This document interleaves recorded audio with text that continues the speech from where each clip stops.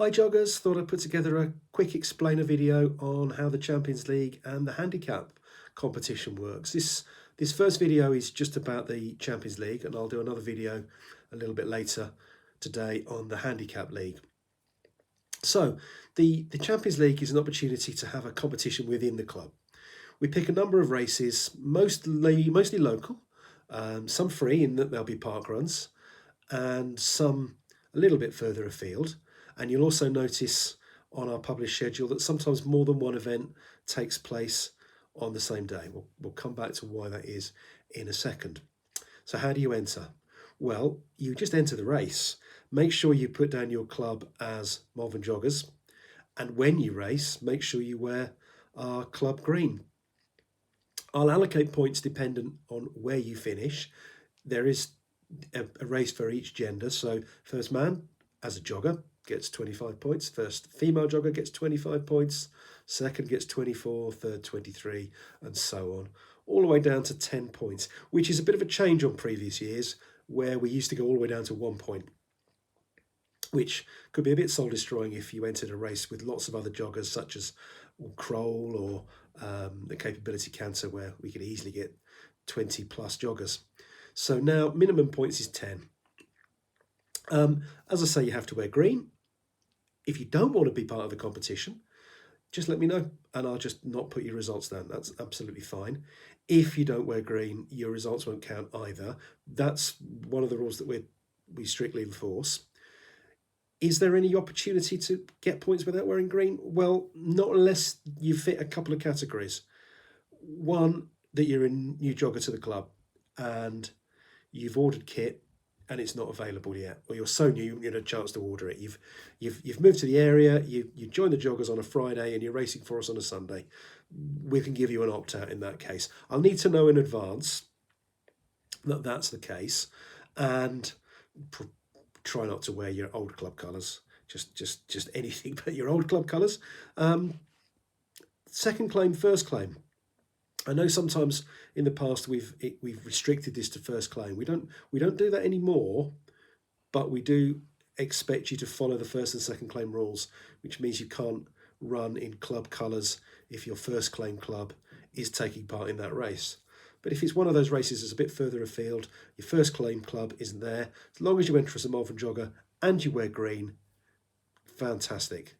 If by any chance your first claim club is green, please don't wear their kit. It has to be Malvern Joggers kit.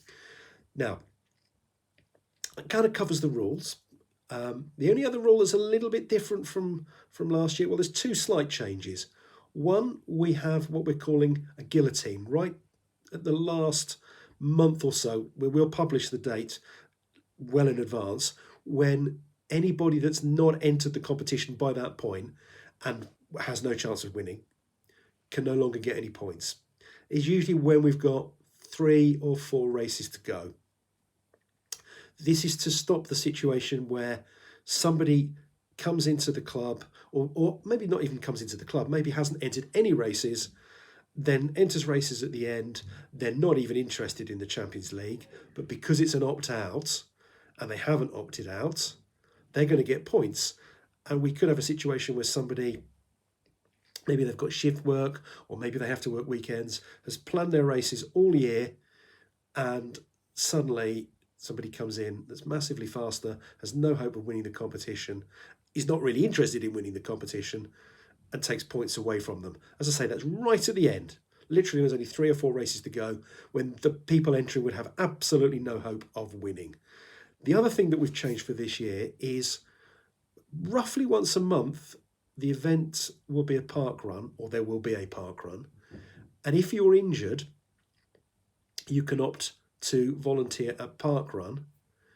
And if you let me know, and we can see that you have, we'll give you 10 points. We'd rather keep people involved. And we know that when injuries happen, it can be really, really quite a depressing experience. So the idea is, if you volunteer at park run, when it's a Champions League event, and of course, you have to volunteer at the event where we're running, not just any park run, then you will get 10 points. So those are the changes from last year. Now, we've said how the points are allocated: 25 points for a win, 25 points, 24 points second, 23rd, third, and so on. Everybody gets one joker that they can play.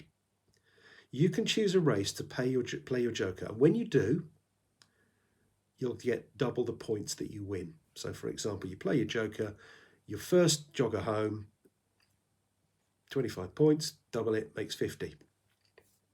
The skill is trying to work out where you're likely to be the fastest jogger, or in fact, there was a case last year where we had a race in Ludlow that we all went to, and I was the only man that entered the 5K. I was horribly injured at the time. I struggled round in about 42 minutes, but I was the only one. Played my joker, 50 points. So it's a little bit of skill. And also, as I mentioned earlier, there are some events where we have got, some weekends where we've got more than one event on the same day. And again, you can use your skill and judgment to work out which is likely to be the best event for you. And this might not necessarily who is the fastest. It may be that all the fast runners go for the 10K, but there's a half marathon on that day. So you might feel that that's an opportunity for you to get more points. And that's absolutely fine. And you'll see when I push the results out that those points are added depending on which race that you've gone into. So that handles the points, that handles the rules. As I say, I've got the final say on green if there is an issue. We can allow also on very special occasions if there's a race that's got a charity element and you've raised money for charity and it's especially important for you to run that race wearing the charity colours. Long as I know in advance, you can do that. We limit it to one race per year unless there's an exceptional reason where that happens. Typically, it would be the Worcester 10K or the Worcester Half Marathon where this sort of thing happened. I know we had a few last year that ran wearing NHS colours. That's fine. If you face planted into a great steaming pile of cow dung and completely destroyed your strip, then yeah, perhaps we'd give you a pass for not wearing green at that particular race. But we would expect photographic evidence of your filthy shirt before we allowed you to get away with not wearing it. Some people will actually not wear green because they purposely don't want to take part in the competition. They just want to run the race without any pressure of competing. And that's absolutely fine too. Just as long as you understand if you're not wearing green, I won't give you points.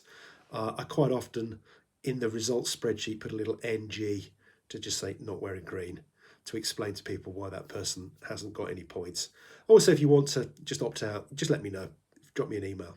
As far as the jokers are concerned, need to play them before 6 a.m. on the day of the race. 6 a.m. Again, it's to add a little bit of gaming in there.